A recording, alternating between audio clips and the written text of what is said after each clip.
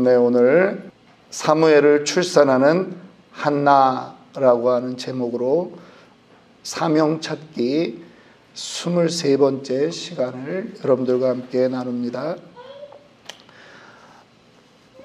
이 땅을 살아가는 모든 사람들은 우연히 태어난 사람은 없습니다. 모두가 사명을 가지고 태어났습니다. 다만 그 사명이 무엇인지 모르는 사람이 많아서 그저 눈에 보이는 것, 남들이 하는 것, 그것이 자기의 사명인 줄 착각하고 살아가는 경우가 많이 있다, 이렇게 볼 수 있습니다. 하나님은 각 사람에게 맞게 그들의 사명을 그들이 태어나기 전부터 인코딩해 두셨습니다. 그런데요, 그 사명들을 살펴보면 1차적인 특징이 있습니다. 한 3가지 특징이 있는데, 이것이 하나님이 주신 사명이다라고 할 때 어떤 것이 있느냐? 그 일을 할 때 내가 행복하다라고 하는 것입니다. 그 일을 할 때 내가 다른 부분에서 좀 만족되지 않는 것이 있을지 모르지만 그 일을 하면 나는 정말 밥을 안 먹어도 행복하다라고 하는 느낌이 있다라고 하는 것이죠. 아이들이 게임을 할 때 밥을 안 먹어도 행복하다라고 말하는데 거기에 조건을 달아야 됩니다. 그 게임이 어떤 사람들에게 유익을 줄 수 있는가, 그거를 함께 생각해야 되는 것입니다. 하나님은요, 어떤 사람이 좋아하는 그 사명 자체를 이 사람 하나로 인해서 여기에서 끝나게 만들지 않았다라고 하는 것입니다. 하나님은 얽히설키 우리의 모든 것들을 관계 속에 집어넣어 두셨어요. 그래서 어떤 사람은 정말 게임을 잘해야 되는 사명이 있는 사람이 있습니다. 그런데 그 일을 통해서 다른 사람에게 긍정적인 영향이 가야 된다라고 하는 것입니다. 나만 즐겁다? 하나님이 주신 사명 아닐 수 있어요.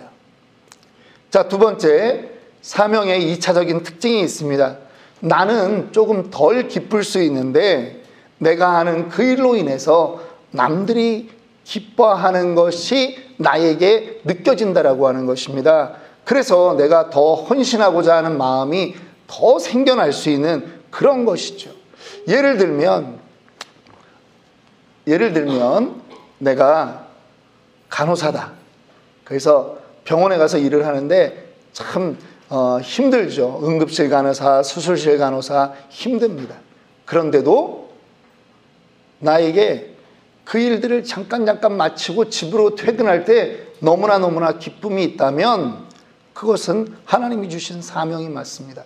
단지 내가 그 간호사 혹은 의사의 일을 하는데 월급 받는 날만 기쁘다, 혹은 소셜 포지션이 남들보다 좋아서 내게 기쁨이 된다, 그거는 야망이지 비전이 아니라는 것입니다. 사명이 아닐 수 있다라고 하는 것입니다. 3번째 사명의 특징이 있습니다. 이거는 아주 역설적인 얘기인데, 지난번 22번째 강의를 할 때 룻의 인생을 살펴볼 때 이런 말을 했습니다. 실패하고 넘어지는 그 자리가 하나님이 원하는 사명의 자리일 수 있다라고 하는 거예요. 룻은요, 그 집안에 남자들 셋이 죽어나갔습니다. 근데 계속 그 자리에 있게 되는 거예요. 나중에 오르바라고 하는 그 형님이 어머니를 모시고 같이 이스라엘로 가다가 어머님이 권하죠. 나오미가 권합니다. 너희들 돌아가라. 나에게는 희망이 없다. 그렇게 이야기할 때 룻도 돌아가고 싶었을 수 있습니다. 그런데 첫째 며느리 오르바가 먼저 가버리니까 마음에서 측은지심이 생겼을 수 있죠. 또 그 자리에 있는 거예요. 안타까움의 자리에 있는 거예요. 근데 그것을 차마 박절하게 떨쳐버릴 수 없는 그것이 그 사람에게 주신 하나님의 사명의 길이라고 생각할 수 있다라고 하는 것입니다. 모세를 보십시오. 바로 앞에 서는 게 모세가 그렇게 즐거워하지 않았습니다. 힘들어했습니다. 그런데 하나님이 자꾸 바로 앞에 세우는 거예요. 바로 앞에 세우는 거예요. 그게 사명이고요. 급기야는 이 민족을 하나님께로 인도하는 그러한 역사적인 소명을 감당하게 되는 것입니다. 사명은요, 우리에게 숨겨져 있습니다. 그래서 이 사명을 우리가 다른 말로 표현을 하면 잉태했다 이렇게 말할 수 있어요. 여러분들은 어떤 사명을, 어떤 비전을 과거에 잉태했습니까? 아직 애를 안 낳으셨나요? 잉태된 사명은 반드시 출산하게 되어 있습니다. 믿으십니까? 근데 중요한 것은 사명을, 비전을 잉태하지 않았으면 출산할 게 없는 거죠. 꿈을 꾸지 않았으면 이루어질 꿈의 결과가 없는 것입니다. 여러분들은 어떤 자녀에 대한 꿈, 여러분 인생에 대한 꿈, 그런 것들을 잉태하셨는지 모르겠습니다. 그런데 여러분의 인생을 한 살 한 살 더 먹어갈수록 뭐가 명확해지냐 하면 내가 과거에 가졌던 그 꿈, 그 비전이 명확해지는 거죠. 출산하는 겁니다. 이거를 어떤 생명 하나, 물리적인 우리의 자녀 하나를 낳았다라고 하는 것이 아니라 우리 모두의 영향력이고요. 내가 우리 자녀에게 남겨줄 유업이고 내가 우리 교회에 남기는 그러한 유산이라고 하는 것입니다. 오늘 한나에게는 사명이 있었습니다. 한나의 사명은 무엇입니까? 사무엘을 출산하는 게 한나의 사명입니다. 사무엘이 어떤 사람입니까? 사사시대로 혼란을 겪던 이스라엘을 이제 마지막으로 종결시키고 왕조를 열어가는, 나라를 설립해가는 그러한 중차대한 사명이 이 사무엘에게 있었습니다. 특별히 하나님에게는 이 사무엘을 통해서 다윗 왕조를 세워가는, 유다 지파를 통한 이 다윗 왕조를 세워가는 아주 강력한 그 사명의 일이 사무엘에게 있었다라고 하는 것이죠. 그래서 이 사무엘은 반드시 태어나야 하는 존재인 것입니다. 그런데 누구를 통해서 태어나느냐? 그게 문제라고 하는 것이죠. 한나가 거기에 쓰임받는 것입니다. 저는 여러분들에게도 동일하게 사무엘과 같은 그러한 영향력, 사무엘과 같은 그러한 놀라운 역사를 여러분들이 출산할 수 있다라고 저는 확신하는 것입니다. 오늘 우리 교회가 눈에 보이는 사람의 숫자는 적을지 모르지만 우리 교회 안에 우리는 놀랍도록 역사하는 그 하나님의 사무엘을 우리는 출산할 것을 우리는 믿고 있습니다. 믿으십니까? 저는 여러분들 모두가 그러한 사무엘을 출산하는 한나가 되기를 주님의 이름으로 축원합니다. 안타까운 것은 이 한나가 사무엘을 출산하기까지는 적지 않은 시간이 소요되었다라고 하는 것입니다. 많은 험난한 고난이 있었습니다. 그런데 여러분, 오늘 저는 이것을 물리적인 한 아기가 태어나는 일로 그렇게 볼 수도 있지만 나아가서는 우리의 비전, 이것으로 사무엘을 살펴보려고 하는 것입니다. 그래서 오늘 1장 6절부터 20절까지의 말씀을 읽었는데 이 한나가 사무엘을 출산하는 과정은 바로 우리 성도가 우리의 비전, 우리 교회의 비전을 출산하는 그러한 일들과 동일하다라고 하는 것이죠. 그래서 오늘 저는 이런 부분들을 4가지 단계로 여러분들과 함께 나누어 보고 싶습니다.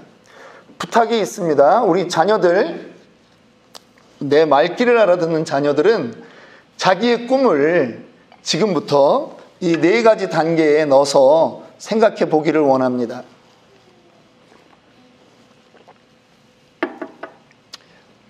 오늘 아침에 아래층에서 2층을 향해서 제가 일어나라 막 소리를 지르고 나왔어요. 그랬더니 나왔네. 예. 다 집집마다 아침에 애들 깨우는 게 힘이 들죠. 예. 그런데 이 아이들이 새벽에 이렇게 나왔는데, 저는 이 아이들이 오늘 이 아침에는 남자건 여자건 다 사무엘을 좀 잉태했으면 하는 그러한 바람입니다. 여러분, 한나가 결혼을 했는데 자식이 없는 겁니다. 그런데 이 자식이 없는 이 난임 기간이 있다라고 하는 거예요. 첫 번째 우리가 거쳐야 되는 시간이 있습니다. 그거는 꿈을 갖고 싶지만 내 꿈이 무엇인지도 명확하지 않고요. 그 꿈이 잘 연결되지 않는 거예요. 내 안에서 그게 잘 만들어지지 않는 그 시간이 있다라고 하는 것입니다. 난임 기간으로 표현하고 싶습니다. 그런데 여기에 어떤 원인이 있었느냐? 한나는 5절과 6절에 보니까 하나님이 선택해 하지 못했다라고, 특별히 오늘 우리가 읽었던 6절에는 그렇게 기록하고 있습니다. 하나님이 원인이었습니다. 하나님이 임신하지 못하게 했기 때문에 한나가 자녀를 순풍순풍 낳지 못한 거예요. 생기지 않은 거예요. 남편이 레위 지파임에도 불구하고 남편이 첩을 얻어서 자식을 낳는 동안에도 한나는 자녀를 낳지 못했다라고 하는 것입니다. 여러분, 임신을 원하는데 안 되는 거죠. 그런데 이 시간에 하나님이 원하시는 게 있습니다. 이 시간에 하나님이 원하시는 게 있어요. 난임 기간에 여러분 안에 아기를 갖고자 하는, 출산은 둘째치고 아기를 잉태하고자 하는 그 간절함이 생기기를 원하는 것입니다. 어떻게 보면 불공평하다고 말할 수 있습니다. 어떤 사람은 스치기만 해도 애가 생기는데 왜 나에게는 애가 안 생길까? 여러분, 학교 다닐 때 고등학교 3학년 올라가면요, 담임선생님이 장래 꿈을 쓰라고 합니다. 전교 1, 2, 3등 하는 애들, 예전에 저희 다닐 때는 이제 우열반이라는 게 있어서 저도 이제 그 반에 이렇게 들어가 있는데, 얘네들은 뭐 바로 이렇게 어느 대학 무슨 과를 가야 되겠다 막 희망을 바로 쓰더라고. 근데 많은 사람들이 자기가 뭘 하고 싶은지 대학을 가야 되는데도 불구하고 그거를 잘 못 쓰더라고요. 근데 그럴 수 있다라고 하는 거죠. 선생님이 기간을 줍니다. 1달 정도 시간을 두고 너희들 다시 한번 고민해봐라. 계속 고민합니다. 내가 뭘 좋아하는가, 그동안 지내왔던 거를 고민합니다. 그런데요, 그러면서 속안에서 무엇이 생기느냐? 나도 대학을 가야지 라고 하는 간절함이 올라오는 것입니다. 결혼을 했는데 시간이 지나갑니다.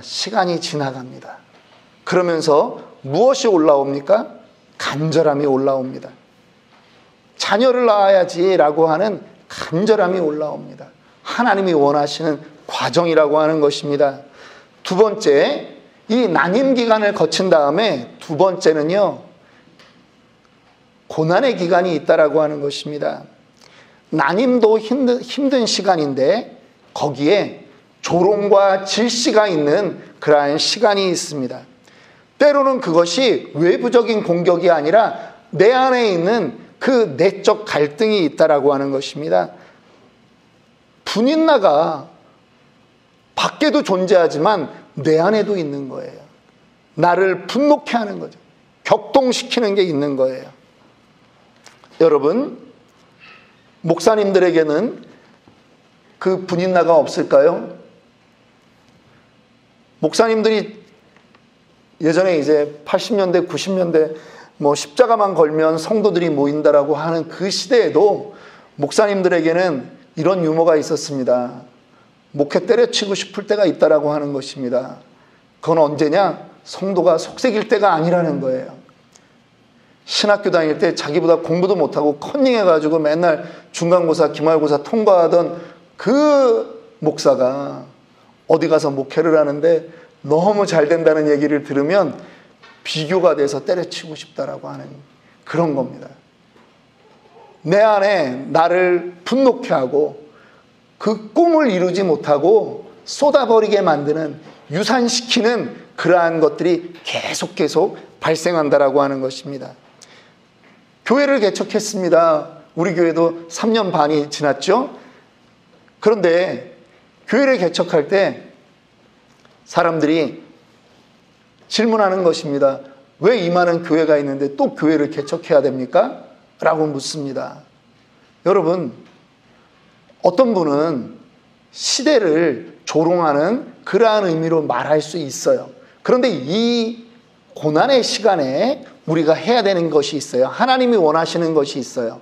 뭐냐 하면 거기에 대해서 내 안에 답을 해야 돼요. 답을 해야 돼요. 왜 나는 자녀를 낳아야 되는가? 지금 내가 자녀가 없는데 자녀를 낳아야 되는 이유가 도대체 뭐냐라는 거예요. 남들도 다 결혼하면 자식이 있으니까 나도 자녀를 낳아야 된다?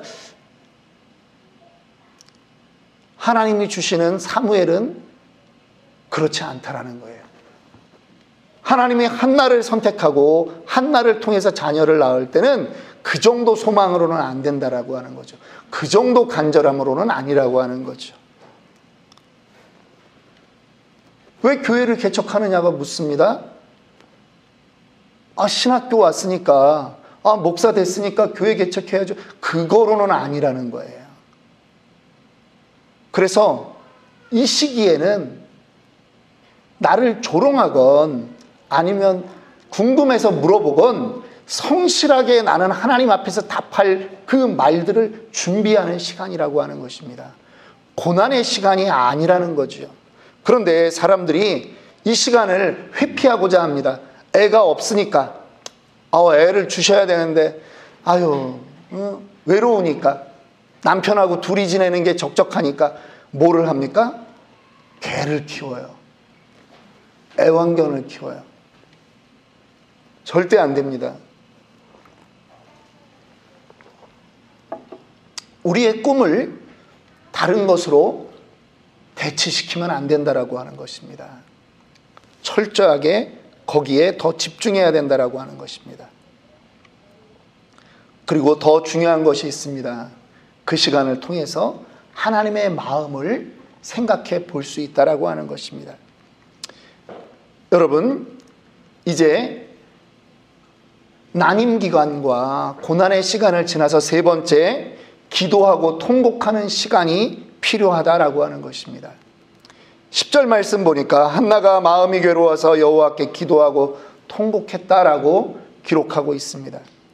여러분, 꿈을 이루는 데는 이 눈물의 시간이 필요합니다. 거저되는 것 세상 일에도 없습니다. 그런데 내 자녀가 꿈을 이루어간다? 여러분, 그 자녀의 인생에 눈물이 있어야 됩니다. 통곡하며 하나님을 만나는 시간이 있어야 하는 것입니다.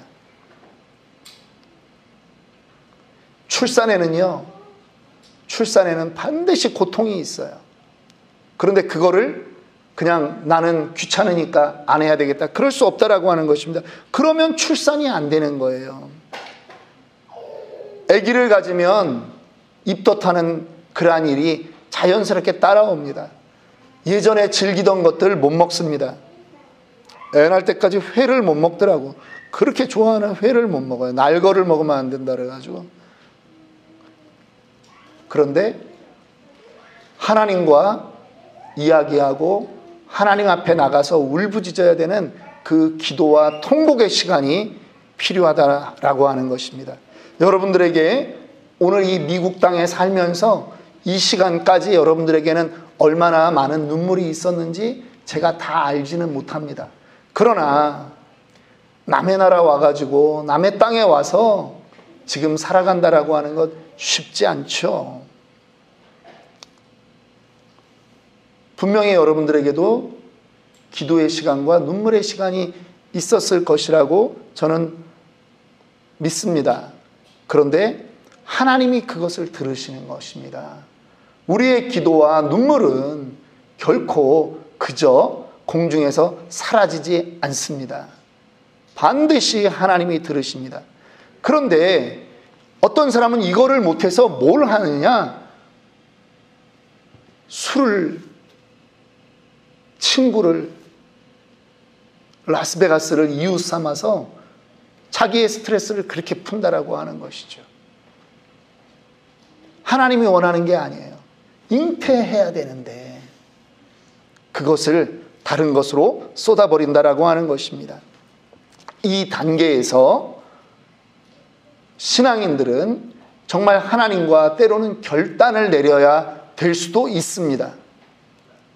하나님 나에게 이 아들을 주시면 하나님이 원하는 그러한 나신인으로 살게 하겠습니다. 제사장으로 살게 하겠습니다. 서원하여 가로되 만군의 여호와여, 만일 주의 여종의 고통을 돌아보시고 나를 생각하시고 주의 여종을 잊지 아니하사 아들을 주시면 내가 그의 평생에 그를 여호와께 드리고 삭도를 그 머리에 대지 아니하겠나이다. 여러분, 때로는 이 기도가 우리에게도 필요할 수 있습니다. 목숨 거는 기도인 것입니다. 자녀의 인생을 하나님께 바친다, 그 정도가 아니라는 거죠. 나의 목숨도 같이 바치겠다라고 하는 거죠. 이 눈물과 통곡의 시간이 필요한 것입니다. 저도 목회의 길을 들어서는 2013년 1월 13일을 저는 잊을 수가 없습니다. 비행기 타고 제가 여러 번 초창기에 여러 번 그런 간증을 했는데, 비행기 타고 이 미국 오는 날 인천공항에 갔더니 제가 인천공항으로 가면서 우리 아내한테 그랬습니다. 야, 이거 예전에 뭐 사업할 때도 한번 미국에 왔는데 그때도 뭐 이코노미 타고 왔는데 말이야, 이제 나이 들어서 이 목사가 된다고 하니 비즈니스는 죽어도 못 태워주겠구나. 그런 농담을 하면서 인천공항에 갔는데요. 그날 아시아나 항공사에서 프론트 데스크에서 여자 직원이 그러는 것입니다. 손님, 4시간 뒤에 출발하는 비행기를 타시면 세 식구 모두 비즈니스석으로 승급해서 해드리겠습니다. 그러는 거예요.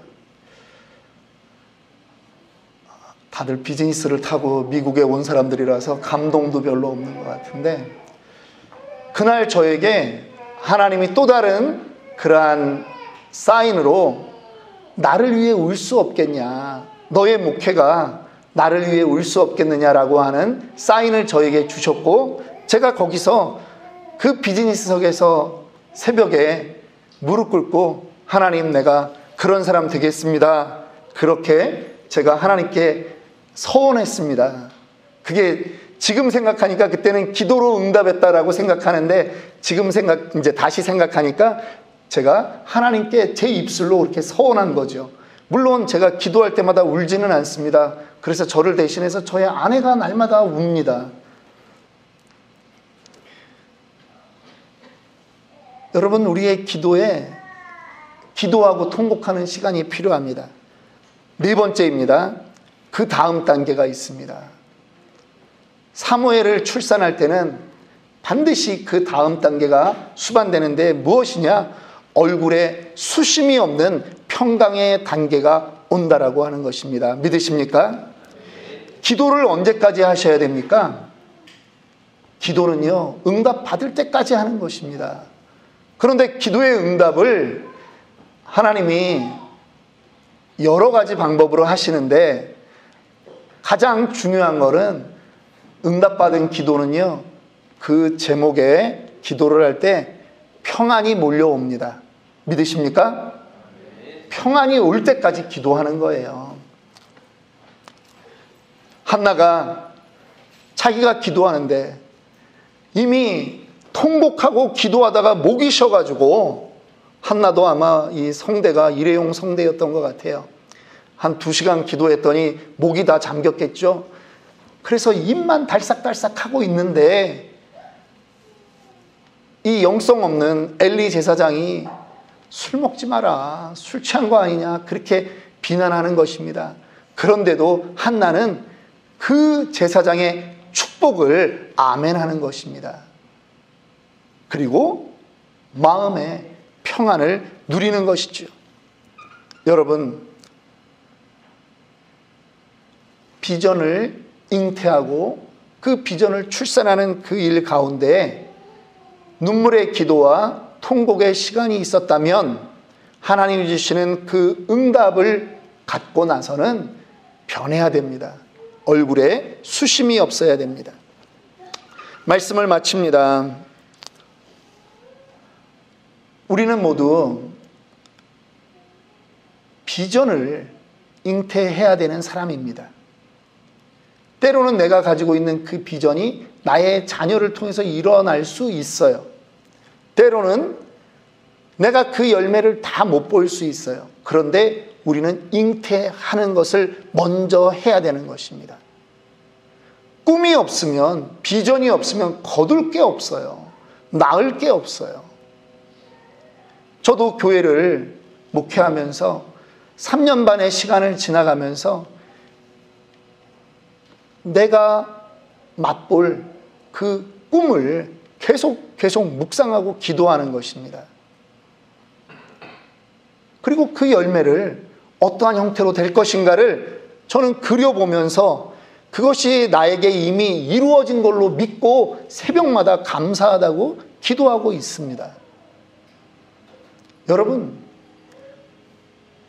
기도할 때 저는 평안을 느껴요. 하나님이 반드시 하시겠구나 확신을 느낍니다.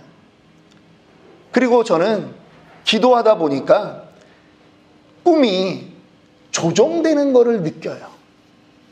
내가 처음 가졌던 그 꿈에서 하나님이 또 바꾸시는 것을 보게 되더라고요. 그런데 여러분, 꿈을 꾸지 않으면 변화를 못 느낍니다. 꿈을 꾸어야 하나님이 이끌어 가시고 하나님이 조정하시고 하나님이 만들어 가시는 걸 우리는 느낄 수 있습니다.